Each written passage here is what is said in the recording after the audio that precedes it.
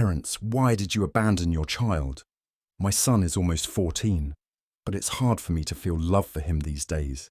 He's currently living at a treatment centre, away from our family home. In the past 2 years, he's been arrested an average of twice per year. Even worse, he's violently attacked my wife, our daughters, and neighbourhood kids multiple times. School has been a nightmare. He's constantly running away. Home life is just as bad, if not worse. Once, he even tried to push me off our roof after threatening to jump and hurt himself. Our family has become the talk of the town, with police showing up at our house way too often. As my son grows older, bigger and stronger, his violent outbursts intensify. I'm terrified of what the future holds. You see, my son is high-functioning autistic and bipolar. It's like trying to contain a raging tornado inside flimsy walls. Nearly impossible. In many ways, he's at war with himself, his mind torn between structure and chaos. My wife and I have desperately tried to give him a good life, while keeping our daughters and ourselves safe. But after 8 grueling years, I'm exhausted. I've wanted to give up on him for a long time. My wife refuses to let him go though. So every morning, we wake up and do our best to give him and our girls a happy life. But I don't know how much longer I can keep this up. It feels like a losing battle most days. I love my son, but living with his conditions is pushing me to my breaking point. All I can do is take things one day at a time and hope that somehow, some way, it gets better. Story 2. My parents had my little sister when I was a senior in high school, which was a total surprise since they were 58 and 55 at the time. I didn't get to spend much time with her growing up because I went off to college when she was just a baby and then joined the Air Force. I only saw her a couple times when I was on leave, but life kept us apart. Things took a tragic turn when our dad passed away when my sister was only 2 years old. Our stepmom, who was a terrible parent, took over raising her. I mean, this woman was so bad that one of her kids ran away to the other side of the country at 16, another got married at 15, and one just bounced around from one sketchy pyramid scheme to another. Oh, and did I mention she sent me to a Pray Away the Gay camp in Tennessee when I was 15? Yeah, she was a real piece of work. Fast forward to when my sister was 11 and begging for help. I took leave and went to her rescue. Surprisingly, my stepmom was more than happy to hand over guardianship to me. She even paid for the lawyers to make it happen. I guess she just wanted to wash her hands of the whole parenting thing. So there I was, suddenly responsible for my little sister. It was a challenge, but I was determined to give her the love and support she deserved. We had a lot of catching up to do, but we were finally able to build the bond we never had the chance to before. It's been a crazy journey, but I wouldn't trade it for anything in the world. Story 3. I had to disown my dad, and let me tell you, it was one of the hardest things I've ever done. Growing up, we were the picture-perfect family. My parents were high school sweethearts. My dad worked at an oil refinery, and my mum was a stay-at-home accountant. I'm the middle kid, with an older brother and a younger one. Sounds great, right? Well, buckle up. When my big bro was about 10, my dad's drinking spiraled out of control. He started getting really physically abusive. It got so bad that after 23 years of marriage, my mum divorced him because she was scared he might kill us. That's when things really went off the rails. My dad started doing drugs, stealing, and even got into some hit and runs. My older brother, who had taken the worst of the abuse, still wanted a relationship with him. I did too, for a little while. My dad suddenly seemed interested in us, but looking back, it was all just a big mess of lies and mind games. Eventually, my brothers and I found out about all the shady stuff he was into. My little bro and I wanted to be cops, so we cut him out completely. It took my older brother a bit longer to see through the fog, but he got there. Fast forward a few years, and my dad was living with my grandma. She was hooked on prescription pills, and he was into, well, everything. The bank was trying to take her house, and when the cops showed up to kick him out, he got arrested. Here's where it gets really messed up. My grandma fell in the nursing home, got a brain bleed, and died a few days later. And my dad? He had a seizure his first night in jail. Turns out he had a burst brain aneurysm from all the drugs. Now he's in a nursing home, with the mind of a 6-year-old. He kind of knows he screwed up big time, but he doesn't really get it. I visit him a few times a year, but only because the person he was when he was an addict is gone. I think karma finally caught up with him, and he's living in his own personal hell. When I visit, he cries and asks about his grandson that he's never been allowed to meet. He asks about that cop, my little brother, but he can't even remember his name. It rips my heart out to see him suffer, but in a twisted way, it also feels like justice. Story 4. My parents had to disown my oldest sister, and it was a real mess. Growing up, she always had it tougher than the rest of us. She became a teen mum with some bad older guy, partied too much, you know the drill. But my parents tried to help her out.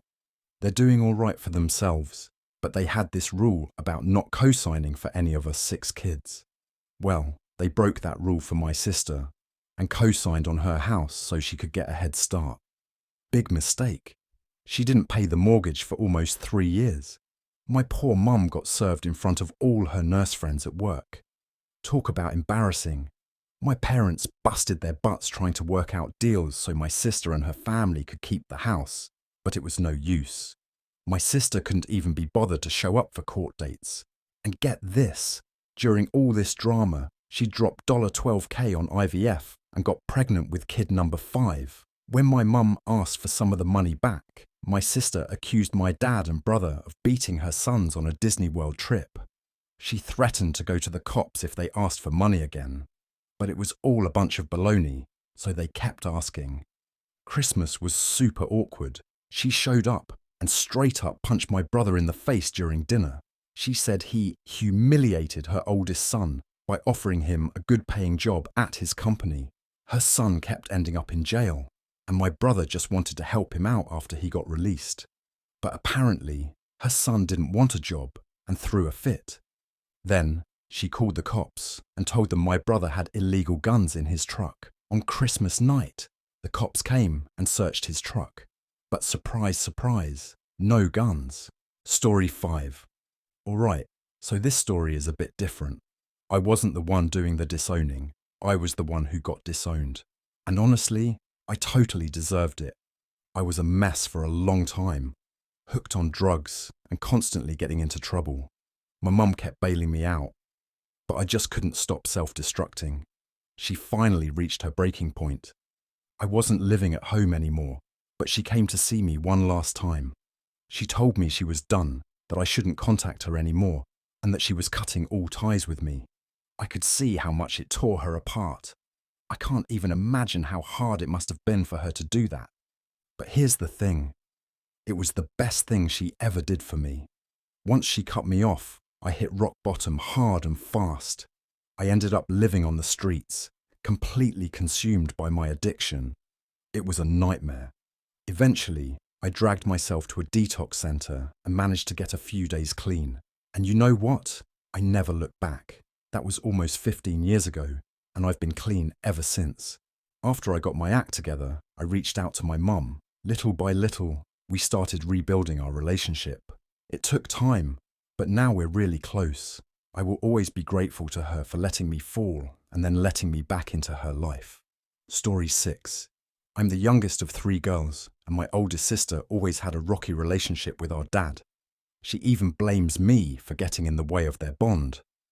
When she was just 16, she had her first baby out of spite, and that was just the beginning. My dad refused to give her money when she shacked up with this deadbeat child predator, but that didn't stop her from getting pregnant again, and again, and again. She always put herself and this loser before her own kids. My dad tried to send money to the girls for birthdays and holidays, but he never heard a peep back. Eventually, he just gave up. Fast forward to now, my sister is 30, has 6 daughters, and lives in a rundown mobile home in North Carolina. We hadn't heard from her in years until this past June, when my oldest niece reached out to me on Facebook. She wanted to come to Florida for the summer to get her and her sisters out of that dump. I agreed and got in touch with my sister, who surprisingly said yes. I bought plane tickets and got their rooms ready. But when they arrived, it was a nightmare. Their clothes were filthy, they smelled awful, and they were so infested with lice that my white towels turned grey just from cleaning them up. My niece told me they'd been living without water or electricity for 6 months in this tiny, gross trailer with holes in the roof and bugs and rats everywhere. As a family, we decided the girls couldn't go back to that. We told my sister to come to Florida, stay with our parents, and get her life together. But she refused because we wouldn't invite her deadbeat boyfriend. The kicker? She found out he was cheating on her, confronted him, and he kicked her out of the trailer. He actually said he'd rather be homeless than live with her. Now my sister works at the dollar store and doesn't do much to help with the kids. But at least the girls are safe. My parents had cut my sister off when she moved to North Carolina with that loser for 6 years. I hadn't even met my 2 youngest nieces until all this happened. Looking back, I regret turning my back on my sister. I can't stand her and what she put those kids through. But maybe if we had stayed in her life, we could have prevented some of this mess. Story 7. I'm raising my sister, and things were going okay until she hit 14. That's when the real trouble started. First, I caught her making these dirty videos online, trying to get guys to jerk off. It was a whole mess trying to get those videos taken down and sue the creeps who hired her. Then she ran away for a week, hiding at a friend's place. We only found her when she got busted for shoplifting. Then she got a breaking and entering charge for trying to steal her boyfriend's phone to see if he was talking to other girls. It happened on a military base, but I managed to smooth things over. But then she did it again, breaking into the NCO club with friends to try and steal beer. That was the last straw. I got kicked out of base housing and my security clearance was suspended. They had to make sure she wasn't compromising me. Still 14, she got arrested for using a stolen military ID to sneak into a bar. At 15, she escaped rehab twice. But at 16, things seemed to turn around. She got serious about school. By 18, she was accepted to RISD, graduated with honours, and landed a decent job with benefits. But then she started getting stoned all the time and lost her job. She sold her car to pay bills, lost her apartment, and didn't bother looking for work. When she got her trust fund at 24, she blew $400K in 2 years with nothing to show for it. She racked up multiple drug charges and was restricted to the state, but she decided to follow fish around and sell Molly anyway. She got busted for hooking and possession out of state and was sent back to RI. While awaiting trial, she got caught with enough heroin to qualify as a distribution charge. By then, I hadn't heard from her in almost 7 years. I only kept up with her through the police blotter or occasional lawyers trying to get me to pay her legal bills. Somehow, she got out of prison in under 3 years, probably by snitching on people. She showed up at my house asking to crash, but I told her I couldn't have her there. I offered to get her a place for the night and help her find her own spot. That night, she broke into my house and nearly got shot. She tried to claim she was looking for something she dropped earlier, even though she never came inside. I told her to leave, but she threatened to call DCFS and accused me of abusing my kids if I didn't give her all the money I could withdraw from an ATM. I told her to get out before I exercised the castle defense law on her. The next day, I got a restraining order. In the process, I found out she violated parole by leaving the state again. So back to jail she went. Since then, she's been dead to me. Story 8. My siblings and I had to cut ties with my oldest brother, and it's not a decision we made lightly. We found out that years ago, when he was an adult, he molested at least 2 young boys. It was a shock to all of us. We couldn't believe that someone we grew up with could do something so horrible. But what was even worse was his reaction when we confronted him. He showed no remorse at all. In fact, he tried to turn the whole thing around and blame the boys, saying it was their fault. Can you believe that? It was absolutely disgusting to watch him treat people so poorly and show such a blatant disregard for others. It was a really tough time for our family. We had to come to terms with the fact that someone we loved and trusted had done something unforgivable. We realized that we couldn't have a relationship with him anymore, not after what he did and how he reacted. But you know what? There's a silver lining in all of this. The rest of us siblings, the four of us who are left, we've gotten a lot closer. We've learned to appreciate the good we see in each other. It's like they say, you can't choose your family. If we could, it would probably look a whole lot different than it does now. But we're making the best of it. We're supporting each other and focusing on the positive. It's not always easy, but we're getting through it together. Story 9. I never thought I'd have to deal with something like this in my own family. It all started when my aunt began showing signs of dementia at a relatively young age. We had no choice but to move her into an assisted living home. That's when my cousin, the niece, entered the picture. She was always bouncing around from job to job, so we hired her to visit my aunt about once a week. Her job was simple. Take my aunt out to the mall, go for a walk in the park, just spend some quality time with her. And we were paying her really well for it too. But then we got an alert that my aunt's account was overdrawn. This was an account that should have had $5,000 in it, but it was completely empty. We started digging, and it didn't take long to figure out what was going on. My cousin had been draining the account, and we had the receipts to prove it. Every single Friday, she would take my aunt to the bank and withdraw $200. Then she'd have the nerve to fill up her own car with gas, even though my aunt can't even drive. And if that wasn't bad enough, she was charging us for hours she clearly didn't spend with my aunt. She even claimed she was taking her to appointments, but when we called the doctor, they said there were no appointments scheduled. I couldn't believe it. But here's the kicker. When we confronted her about it, her family actually took her side. They were mad at us for emailing her with the accusation instead of calling her. I mean, seriously? I guess they didn't want us to have a written record of what she said. They were also pissed that the rest of the family found out my cousin was a thief. But how were we supposed to know that when the first check bounced? We were just talking to the family, trying to figure out what was going on. We had evidence that was as solid as a rock. My cousin claimed she would never fill up her car with gas, but we called the gas station and got the receipts. We knew exactly how many gallons she bought. We knew she charged us for time she didn't spend with my aunt because one of us was with my aunt that day. It was undeniable. It's just a complete mess. My cousin's family is more upset about how we handled it than the fact that she stole from a vulnerable family member. It's absolutely mind-boggling to me. But you know what? We're not going to let it slide. We're going to make sure my cousin faces consequences for her actions. It's not easy, especially with her family taking her side. But we have to do what's right for my aunt. Story 10. My great-grandma was a young Creole teenager, and French Creole was her mother tongue. She was mixed race, just like me, with tan skin and loose brown curls. She was born in Florida, but when things started getting dicey for black folks down there, her family packed up and moved to Texas. Now, if you don't know much about Creole people, they're big on colorism. Even though they're mixed race, they put light-skinned people on a pedestal. The looser your curls, the lighter your skin, the more white you look. That's what they value. My great-grandma's parents had high hopes for her. They wanted her to marry some rich, light-skinned guy who'd take care of her. But of course, she had other plans. She met my great-grandpa, a poor, dark-skinned man who was hustling from job to job, working for farmers, just trying to make ends meet. And wouldn't you know it, they fell head over heels in love. They were just a couple of kids, really. Her parents were not having it.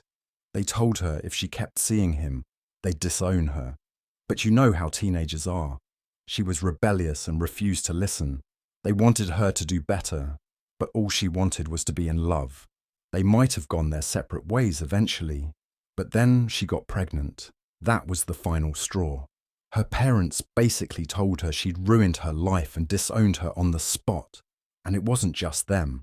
Her whole family turned their backs on her. Aunts, uncles, cousins. Not a single soul stood up for her. Can you imagine? So, they didn't have much choice. They packed their bags and moved to California so he could get a job picking oranges. He built them a house with his own 2 hands. She was only 16 when she had their first daughter, and she never saw her family again. They stayed together until the day she died. But I think a part of her always resented being disowned by her family. She was disappointed with the life she ended up living, which is just tragic. I think she wanted more, a nicer house, a family to talk to. I know they loved each other, but she could be bitter and angry at life sometimes. She passed away 20 years ago. My great-grandpa is 95 now, and he's still going strong. He's fiercely independent and still lives in the house he built for them all those years ago. He's even got a younger girlfriend. She's 73. But he says he could never remarry. It would be an insult to everything they went through together. Story 11. We were high school sweethearts, and we got married young when I was in the military. Just 6 months into our marriage, she got pregnant. But after our son was born, I don't think she ever really connected with him. The most she ever did was these Instagram photo shoots, where she made herself out to be the world's best mum. It was all for show. When our boy turned 3, I left the military, and just a year later, my wife ran for the hills. I remember the day like it was yesterday. We sat down at a local restaurant to talk about divorce plans. We split everything right down the middle. Finances, stuff, all of it. But then we got to the topic of custody for our kid. And I was dreading it, because fathers never get custody around here. And then she drops this bomb on me. She says, I want absolutely no responsibility. I was floored. I asked her if she was sure, and she was. That one sentence hurt me more than anything else that happened during that whole mess. See, my own biological father wanted nothing to do with me, and now I was watching the same thing happen to my son, but with his mother. I got full custody, and she got married again within a year. She even had another kid. Her parents try their best to be part of my son's life, but she still goes out of her way to avoid him. He's 7 now, and he's used to it, but I know it weighs on him.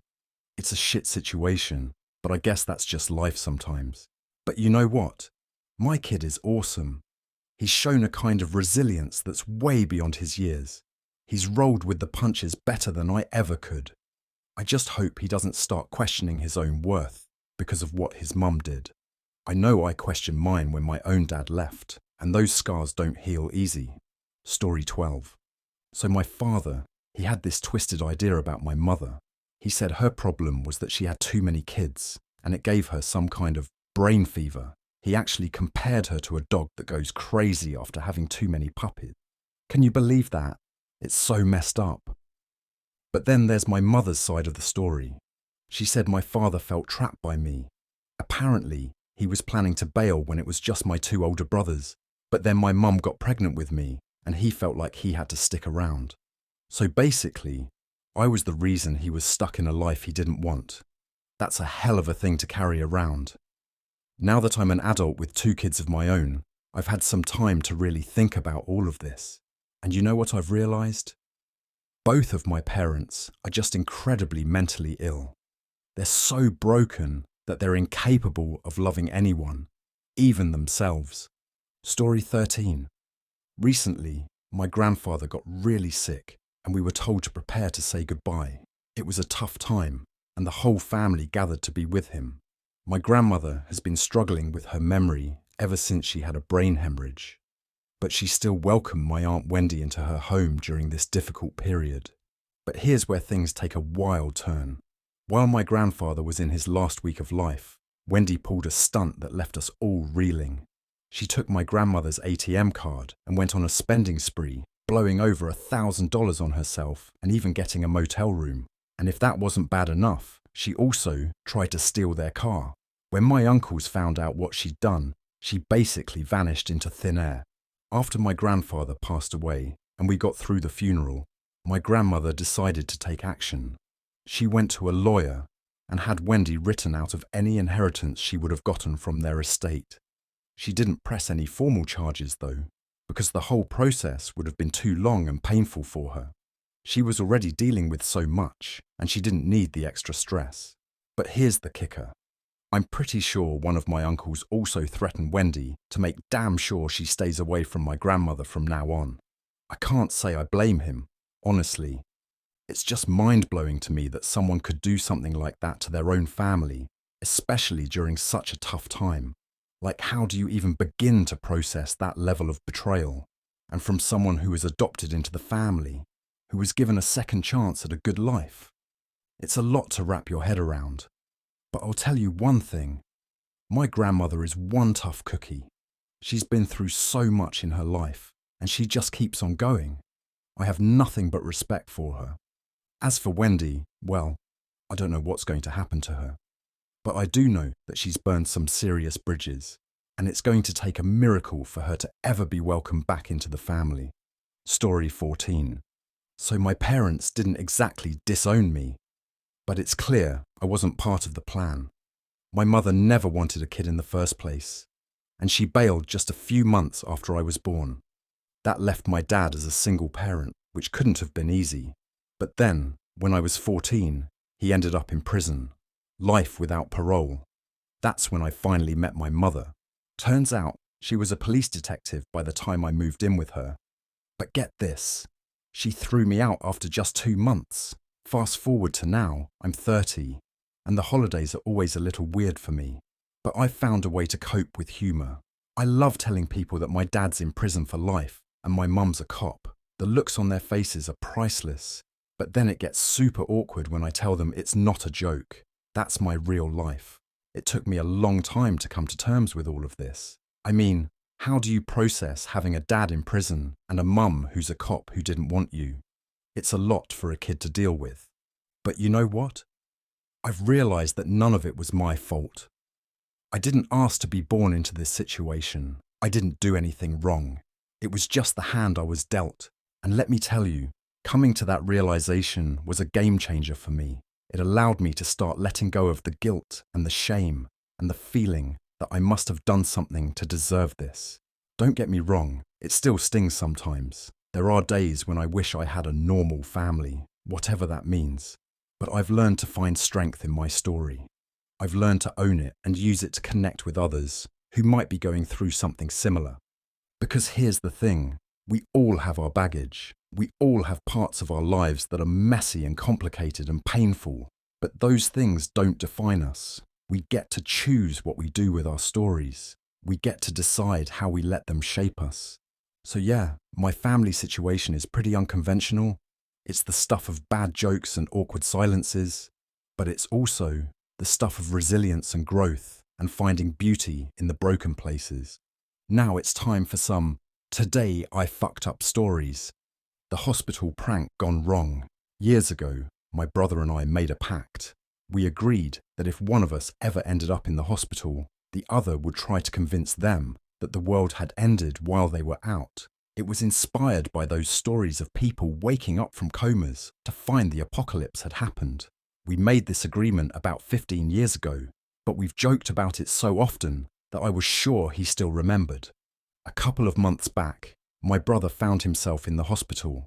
At first, it was just for severe stomach pains, but the doctors soon discovered what my dad described as an absolute fuck-ton of kidney stones. He was treated and released, but complications arose when the stents in his urethra snapped, landing him back in the hospital. When my mum called to tell me about his second admission, she made it sound much worse than it actually was. I rushed home, thinking this might be my chance to finally pull off our long-awaited prank. Near the hospital, there's this eerie, abandoned quarry. It's filled with rusted metal and has this ominous little cement shack that nobody in town seems to know the purpose of. Perfect setting for an apocalypse, right? So, I went there and filmed a video. In the video, I looked straight at the camera and said, "John, if you're watching this, I'm already dead. Pretty much everyone in the world is. It's been about 8 months since you went to the hospital. You need to head for the safe haven in Helsinki." Now, keep in mind, we live in Western Canada, so Helsinki was deliberately far-fetched. I added, "Mum might be there. Godspeed," for dramatic effect. I managed to sync the video to the TV in my brother's hospital room. Then, I woke him up, just as it started playing. What happened next was complete chaos. My brother lost it immediately. He started freaking out, screaming at the top of his lungs. He jumped out of bed, threw on his clothes, and bolted into the hallway. I tried to grab him to calm him down, which eventually worked, but not before we'd caused a major scene. Nurses came running, and I was promptly kicked out of the hospital for causing a disturbance. Looking back, I can't say I blame them. A couple of days later, when my brother was released, we started laughing about the whole incident, but not everyone found it as amusing as we did. My mum was furious. She told me to just go back home and won't even speak to me now. My dad thinks it's hilarious, but doesn't dare laugh about it in front of my mum. I'm now banned from the hospital, unless it's an actual emergency, and I've been uninvited from the next family vacation. Was it worth the 15-year wait to pull off this prank? Despite the consequences, I'd say absolutely. The Snapchat story nightmare. Picture this. You're in a relationship, and you and your partner occasionally send flirty pictures to each other when your schedules keep you apart. Sounds innocent enough, right? Well, let me tell you about the day I learned just how wrong things can go. It was a regular evening. My husband was at work, and I was at home, enjoying a few drinks. As the night went on, I decided to send him some spicy photos. You know, the kind you definitely don't want anyone else to see. I grabbed my phone, took a few risque shots, and went to send them his way. Now, here's where things went horribly wrong. In my tipsy state, instead of sending these very private pictures directly to my husband, I accidentally hit the My Story button on Snapchat. For those who don't know, that means I just broadcasted my nudes to everyone who follows me on the app, and I had no idea. Blissfully unaware of what I'd done, I went to sleep. The next morning, I woke up to what I can only describe as a social media apocalypse. My phone was blowing up with notifications. That's when the horrifying reality hit me. For 8 long hours, my full frontal nudity had been on display for the world to see. And when I say world, I mean my entire social circle. Friends, family, co-workers, people I went to high school with. They all had front row seats to a show they never asked for. It was like D-Day. But instead of soldiers storming the beaches, it was my naked body invading everyone's Snapchat feed. I couldn't even bring myself to check who had viewed it. The thought alone made me want to crawl into a hole and never come out. My immediate reaction: delete the app, change my name, cut my hair, and move to a remote island where no one has ever heard of social media. The embarrassment is overwhelming. I'm seriously considering going off the grid for a few months. How do you face your grandma after she's seen parts of you that even your doctor hasn't? So let this be a cautionary tale to all of you out there. Double check, triple check, maybe even quadruple check before you hit that send button. And maybe, just maybe, don't mix alcohol and nude selfies. Trust me, your future self will thank you. The hot sauce solution, a parenting misadventure. Parenting is full of challenges, but sometimes the solutions we come up with are worse than the problems. Let me tell you about the day I accidentally turned my wife into a supervillain. Our daughter, who's almost 2, is what you'd call an enthusiastic nurser. And by enthusiastic, I mean she'd be latched on 24/7 if she could. Day and night, it's all she wants to do. Now, our son was easy. He self-weaned at 18 months, no problem. But our little girl, she's a whole different story.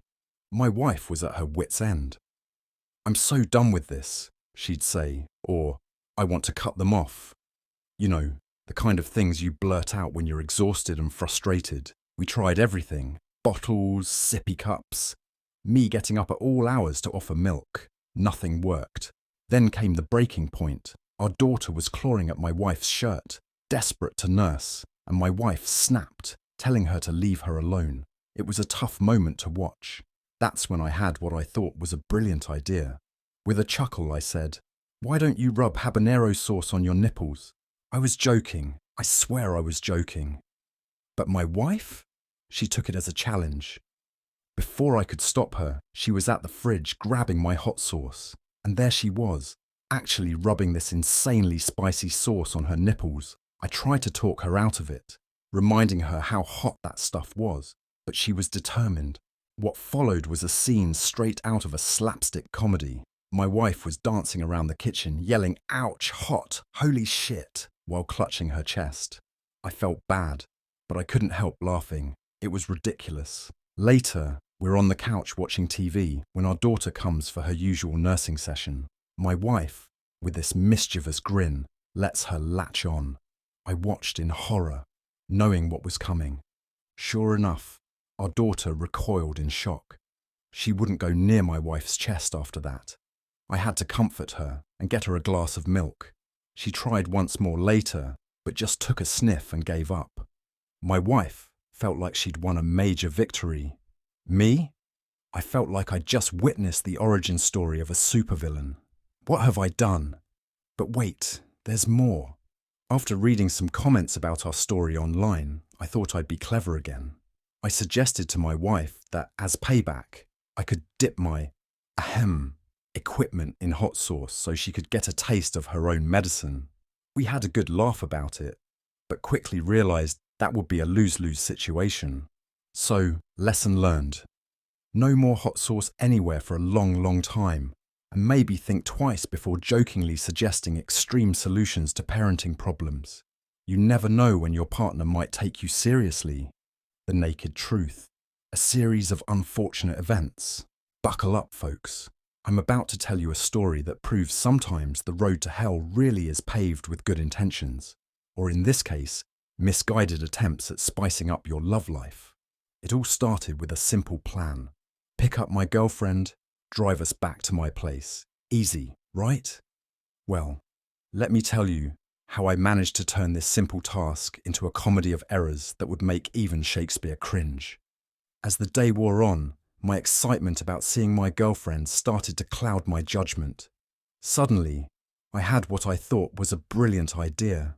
Wouldn't it be hilarious, I thought, if I showed up naked? I imagined myself pulling up, cool as a cucumber, and saying something cheesy like, "Excuse me, ma'am, did you call an Uber X?" Now I know what you're thinking. That's a terrible idea. And you'd be right. But in that moment, high on anticipation and hormones, it seemed like comic gold. I figured the worst that could happen was my girlfriend would see me, we'd have a laugh, and that would be that. Oh, how wrong I was. I pull up to her place, feeling like the smoothest operator in town, only to find my girlfriend standing there with her two roommates. They're all huddled under an umbrella, waving frantically for me to hurry up because it's pouring rain. In that moment, I had two choices. Face the music or flee the scene. I chose option B. Yep, I left my girlfriend and her roommates standing in the rain while I drove my naked behind back home. Of course, my girlfriend called immediately. I tried to explain, praying she'd find it funny. Then she dropped the bomb. I'd been on speakerphone the whole time. Her roommates had heard everything. I wanted to crawl into a hole and die. But wait, there's more. Just as I'm processing this humiliation, I get another call. It's my mum, calling from her work phone. She's at my place with lasagna.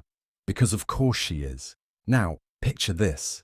I'm racing home, still naked, trying to coordinate with my mum so she doesn't see me in my birthday suit. I tell her to stay in her car and not approach me until I'm inside and decent. Does she listen?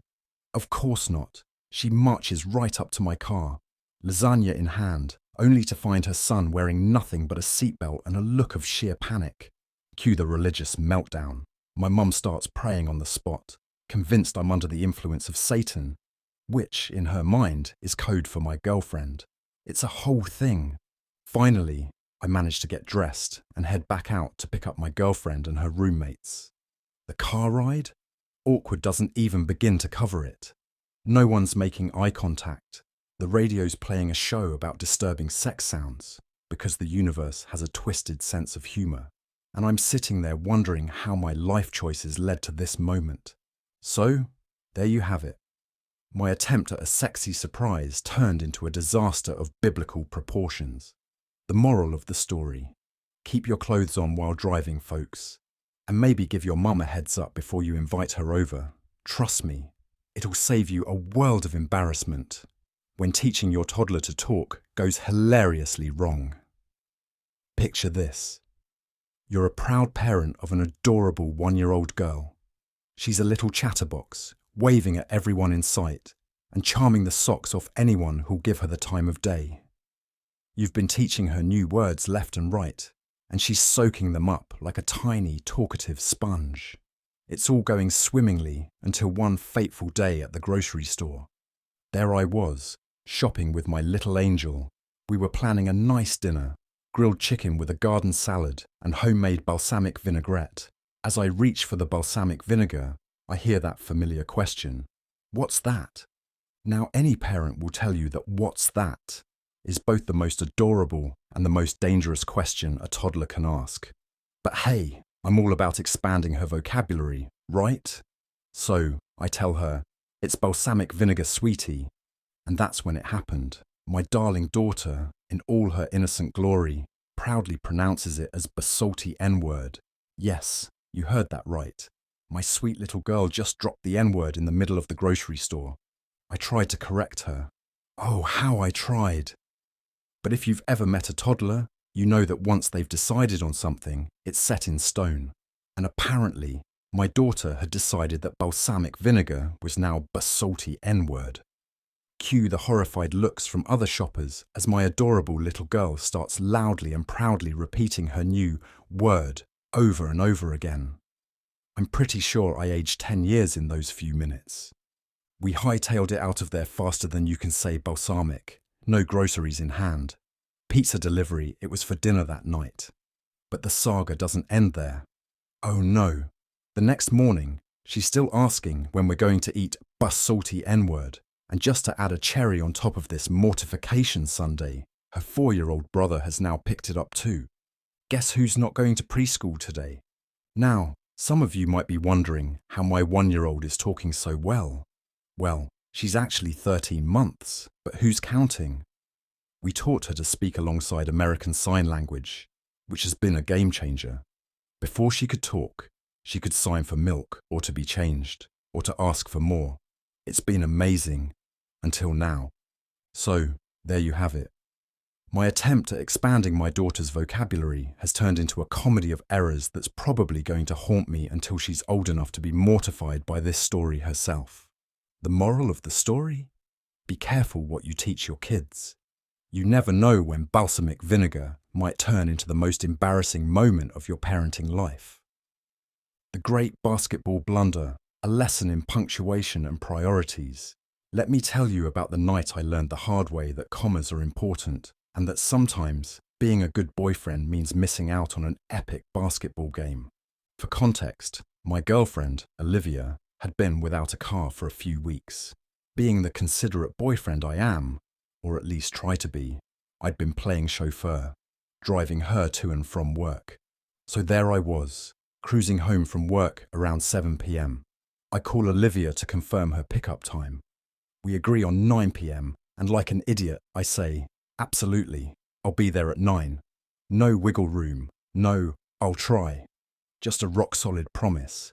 Fast forward 50 minutes, my phone buzzes with a reminder, "Tip-off for the Wizards, Warriors game is in 10 minutes. Oh my God, how could I have forgotten? Stephen Curry, in DC tonight. I panic call my buddy Tim. He's already in the city for his law school classes at Georgetown. We both freak out for a moment, remembering the tickets we bought back in December. Then comes the million-dollar question. So what do we do? Are you coming? Now, here's where I made my fatal error. I thought to myself, Olivia's understanding. She knew about the game. She'd want me to go. I'll just call her a cab. No big deal, right? Oh, how wrong I was. I send Olivia a flurry of voice-to-text messages while speeding down the expressway. The first one. Fuck Olivia, the basketball game is tonight. The second, a rambling explanation about forgetting the game and not being able to pick her up. I make it to the game, scoop up Tim, and we're in our seats by the second quarter. It's 9 p.m. and I haven't heard from Olivia. Odd. I step out to call her. When she picks up, it's not pretty. "Hello?" she says. I start to apologize, and she cuts me off. "Yeah, I got your message. Fuck you too. Have fun at the game." Click. I'm bewildered. I call back, thinking she's just upset about the ride. Then it hits me. That first message. Without proper punctuation, "Fuck Olivia, the basketball game is tonight," reads very differently from what I meant. Fuck Olivia, The basketball game is tonight. She thought I was telling Tim, fuck Olivia, the basketball game is tonight. As in, who cares about Olivia, let's go to the game. Thankfully, we were able to laugh about it the next morning. I apologised profusely, of course. But between you and me, seeing Steph Curry drop 51 points might have been worth it. The moral of the story? Always use proper punctuation in your texts, folks, and maybe don't make promises you can't keep, especially when there's a chance to see one of the greatest shooters in NBA history play in your city. When private fantasies become public knowledge, a cautionary tale. Imagine this.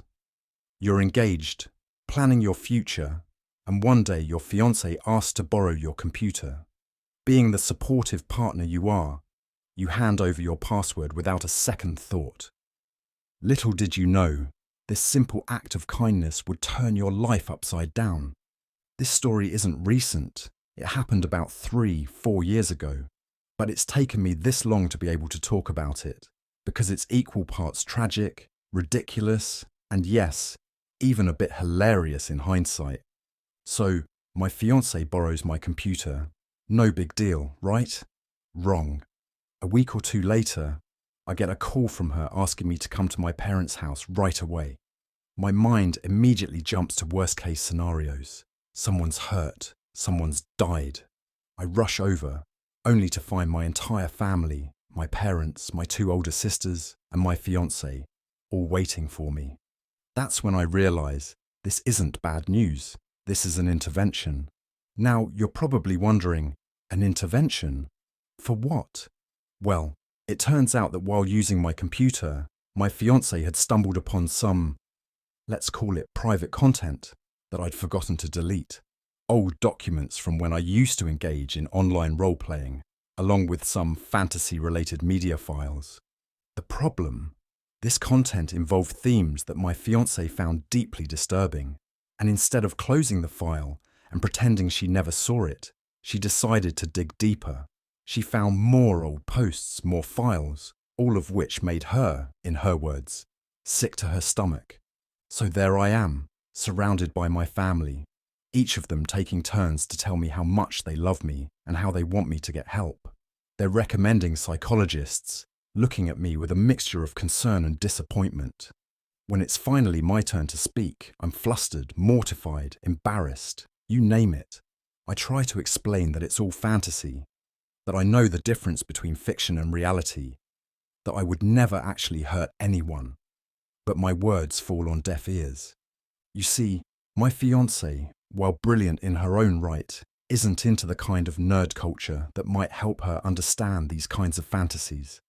And my family, they're as straight-laced as they come. Trying to explain my interest to them is like trying to teach quantum physics to a goldfish. The final straw comes when my fiancée starts reading aloud from one of my old posts that she printed out. That's when I lose it. I storm out, get in my car, and just drive for hours, feeling every emotion under the sun. Long story short, the engagement ended. She couldn't be with me if I wouldn't get help, and I couldn't forgive her for airing out my private life to my entire family. I had to move out. My family mostly cut off contact, and I found myself starting over from scratch. But here's the silver lining. With the help of some great friends, I got back on my feet. I'm now dating someone who I have much more in common with, someone who understands me better. The moral of the story? Be careful what you leave on your computer, folks, and maybe, just maybe, have a conversation about boundaries and privacy with your partner before handing over your password. Oh, and one last thing. Always remember that fantasy is just that, fantasy. What happens in the realm of imagination doesn't define who you are in real life. But it might be a good idea to keep your imagination to yourself, or at least hidden in a very secure folder. When swiping right goes wrong, a tale of unexpected family ties. You know that feeling when you think you've got it all figured out, and then life throws you a curveball that makes you question everything? Well, buckle up, because I'm about to take you on a wild ride through my recent vacation that turned into a family reunion I never saw coming. There I was, a 28-year-old guy living in London, fresh out of a 6-year relationship, and feeling like I needed a change of scenery. So I did what any newly single person might do. I booked a 42-day trip back to my home country, Zambia. The plan was simple: catch up with old friends, spend time with family, and maybe dip my toes back into the dating pool. Before I even packed my bags, I changed my location on all the dating apps, just to get a head start on that single life I was planning to enjoy. Little did I know, this seemingly innocent act would lead to a discovery that would turn my world upside down. A week into my trip, after catching up with family and old friends, I matched with this cute mixed-race girl on one of the apps. Now, I'm mixed too, so we had that in common right off the bat. We hit it off immediately, sending each other paragraphs, talking about everything under the sun. It was refreshing, especially compared to the usual small talk you get on these apps. We did the usual, do you know so-and-so dance that happens in small cities like Lusaka, where everyone seems to know everyone. We didn't find any connections, which, in hindsight, should have been our first clue. But hey, hindsight is 20/20ths, right? Fast forward a bit, and we're seeing each other regularly. We're texting, calling, FaceTiming every day. It feels like a mini relationship, which wasn't exactly my plan for this trip. So, being the honest guy I am, I explain my situation, that I'm leaving soon and not looking for anything long term. She understands, but decides to end the physical part of our relationship for her own peace of mind. We keep talking though, even fantasizing about maybe getting together when I move back to Zambia in a couple of years. It all seems perfect, until it's not. One morning, she tells me she's had a long conversation with her mum about us. My stomach drops. She's hesitant to tell me what her mum said, which only makes me more nervous. Finally, she drops the bomb. We might be related. Now let me tell you, there's nothing that kills the mood, quite like finding out the person you've been intimate with might be family. I immediately call my mum back in London to ask about this girl's biological father. Turns out he's my mum's first cousin, which makes this girl and me second cousins. To say I was shocked would be an understatement. I felt disgusted, upset, angry. My stomach was doing somersaults, and let's just say certain parts of my anatomy wanted to crawl back inside my body and never come out again. The girl tried to justify it, saying she's not really close to that side of the family anyway. But for me, blood is blood. I grew up with my second cousins. Some I raised, some I looked up to, some I went to school with. The idea of being intimate with any of them, well, let's just say it's a big no-no for me. So here I am, a few days from flying back to London, with this bombshell dropped in my lap. She wants to meet face to face to talk about it before I leave. I'm not sure what there is to talk about, but I guess I owe her that much. The moral of the story? Maybe do a full family tree check before you start swiping right in your hometown. You never know who might turn out to be a long-lost relative. And remember, what happens on vacation doesn't always stay on vacation. Sometimes it follows you right into your family reunions. The unexpected house guest, a stray cat surprise. Spring cleaning can lead to some unexpected discoveries, but I never thought I'd end up with a pregnant cat as a result of mine. Let me tell you how a simple day of garage organising turned into a life-changing event. There I was, in my garage, music blasting, lost in the world of sorting and cleaning. You know how it is, when you're in the zone. The rest of the world just fades away. That's probably why I didn't notice my new visitor right away. It wasn't until my music paused, and I went to fix it, that I felt something brush against my legs. Now, I'm not easily spooked, but when you're not expecting company and suddenly feel something touch you, well, let's just say I may have jumped a little. I turned around, half expecting to see a raccoon, or maybe a neighbour's dog that had wandered in. Instead, I found myself face to face with a cat, no collar, no tag, and looking like it had been through the ringer. This cat was filthy, like it had been living rough for at least a month. But here's the kicker. Despite its appearance, this cat was friendlier than some house pets I've met. It was rubbing against my legs, playfully batting at my shoelaces. I couldn't just leave it there. looking so bedraggled and yet so trusting. So I did what any soft-hearted fool would do. I brought it inside. I set it down on my couch, figuring I'd let it get comfortable while I tried to figure out what to do next. This cat, bless its heart, immediately started purring and settled right into my lap like it had found its forever home. Now, I'm no expert, but I thought I should at least try to find out if this was someone's missing pet. I snapped a quick picture and posted it online, asking if anyone in the area recognized it. The responses were mostly just people cooing over how cute she was. That's when I started thinking of the cat as a she. But the real surprise came a little later. I felt a kick, a big one.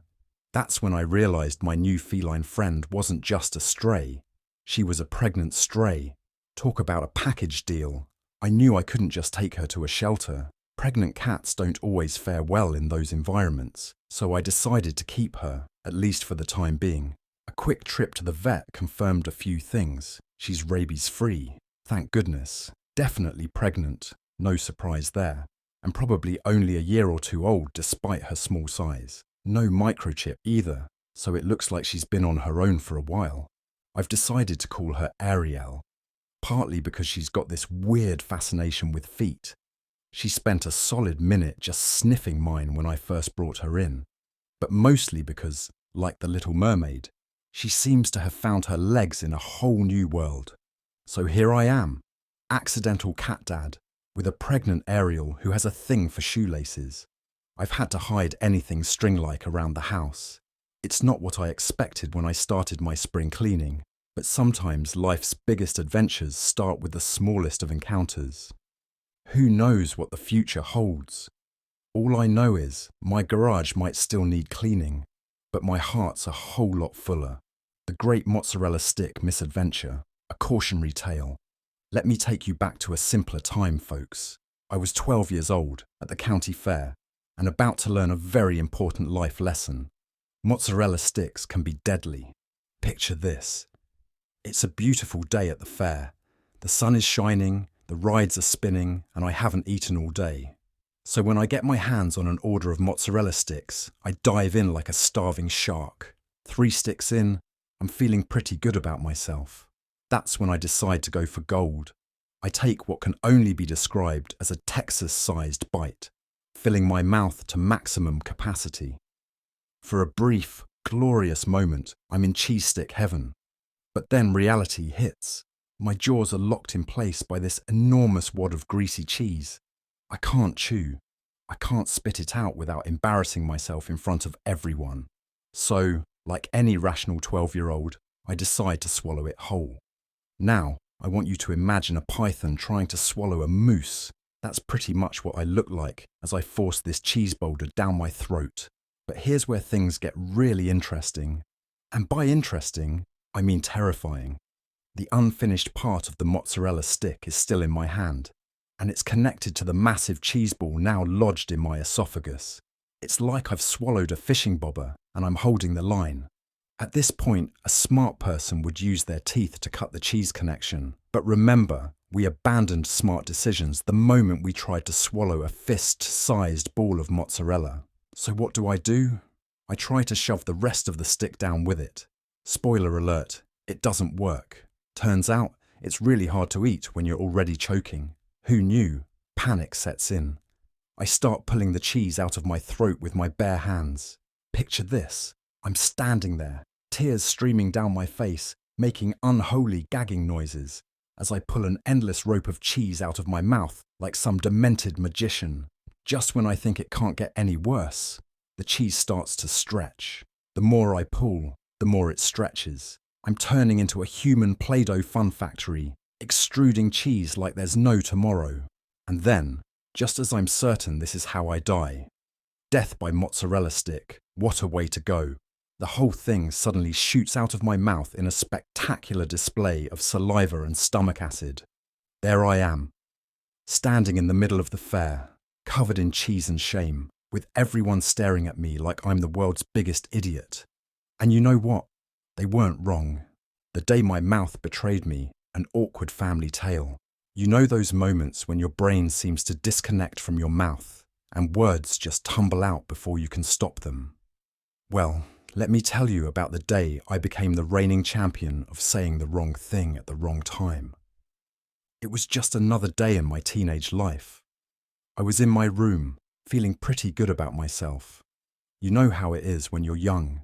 Some days you feel like you could conquer the world, and other days you want to hide under your bed. This was definitely a conquer the world kind of day. So there I am, standing in front of my mirror, admiring my reflection. I'm turning, posing, just generally feeling myself. Now, I should mention that I wasn't exactly in my right mind at the time. Let's just say I was a bit elevated. And when you're in that state, your brain-to-mouth filter doesn't always work the way it should. I'm in the middle of my little self-appreciation session when my dad walks by my open door. He stops, probably wondering what on earth his daughter is doing. I see him in the mirror and, without thinking, I blurt out something about being grateful for my genetics. My dad, bless him, just laughs it off. He knows I'm not quite myself and probably thinks I look pretty silly standing there posing in the mirror. But then, oh boy, then I take it a step too far. I make a comment that's, well, let's just say it's not something you should ever say to your parent, or anyone really. It was the kind of comment that makes you want to crawl into a hole and never come out. The moment it left my mouth, I knew I'd messed up. I literally slapped my hand over my mouth, eyes wide with horror. My dad? He looked like he'd seen a ghost. Without a word, he turned and walked away. And there I was, left alone with the crushing weight of what I'd just said. I spent the rest of the evening hiding in my room, too embarrassed to face my family. I couldn't even bring myself to come down for dinner. I kept thinking, what if he tells Mum? Are we going to have a talk about this? The possibilities were endless, and each one was more mortifying than the last. Later, I found out that yes, he did tell my mum and my brother, and I told my best friend just to get ahead of the story. Let me tell you, the jokes and teasing were relentless. My mum couldn't stop making cake-related puns, and I'm pretty sure this story is going to follow me for the rest of my life.